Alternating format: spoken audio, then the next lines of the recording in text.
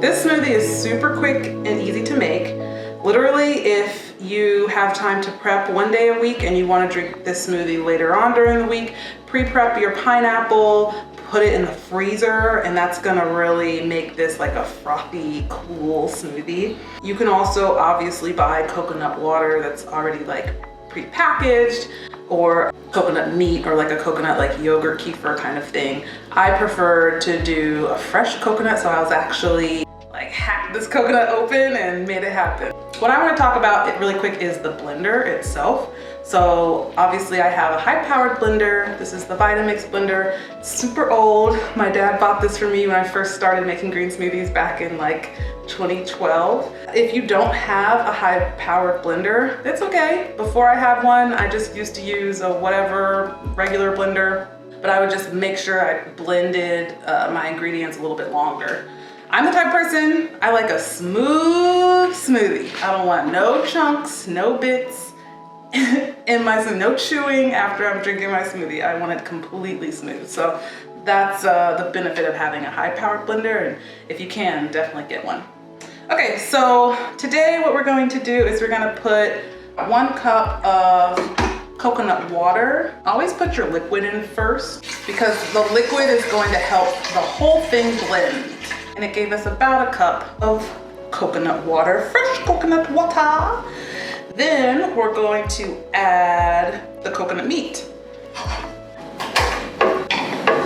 Next, we're going to add 170 grams of fruit, which I really need to like measure it so that I know it in the cups, but I've been making smoothies like and measuring it by the gram for so long, like in my mind that way. So having a scale in your kitchen is definitely helpful. Ooh, anything that falls on the counter is fair game, okay? So this is about 170 grams of fresh pineapple. Next, we're going to put in avocado, about 1/4 of an avocado. Again, avocado acts like a great binder. It's gonna thicken the smoothie up, hold things together. It's awesome.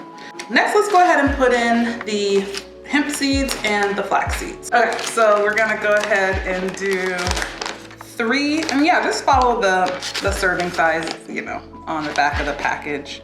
It says 3 tablespoons for this one.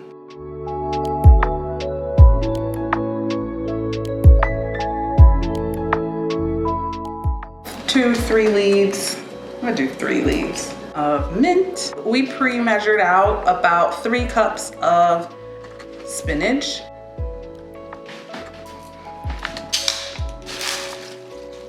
Ding.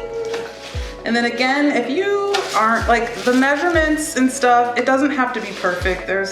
You're literally just, you know, blending green smoothies for the nutritional benefit.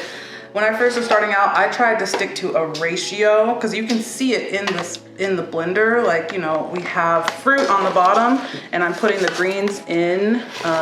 So I try to do like a 60-40 ratio, but it's all good, you know? Things don't have to be perfect. We just rock and roll with what we got, okay? All right, so let's give this baby a blend.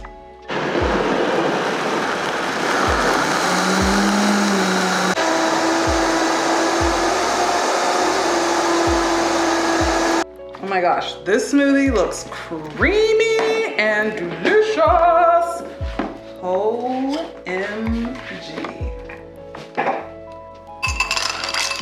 Some people don't like putting ice in their smoothies, but I love it. And my ice melted a little bit. I'm gonna go ahead and put the water in, because this actually looks like it needs to get thinned out just a tad. Because it's like a milkshake consistency. It's gonna be so good.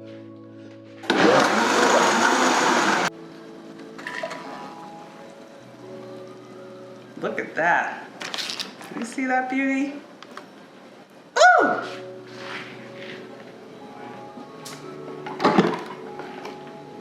Okay. We made the pineapple coconut smoothie with fresh coconut, which I highly recommend because it flavors so good. This smoothie is creamy, it's fruity, it transports you to a tropical island. Perfect for summer, so I highly recommend you try this recipe. If you like it, drop some comments below, let us know what you think. Please give this video a thumbs up if you like it, subscribe to our channel. I hope to be making a lot more green smoothies this summer with y'all, so cheers, see you next time.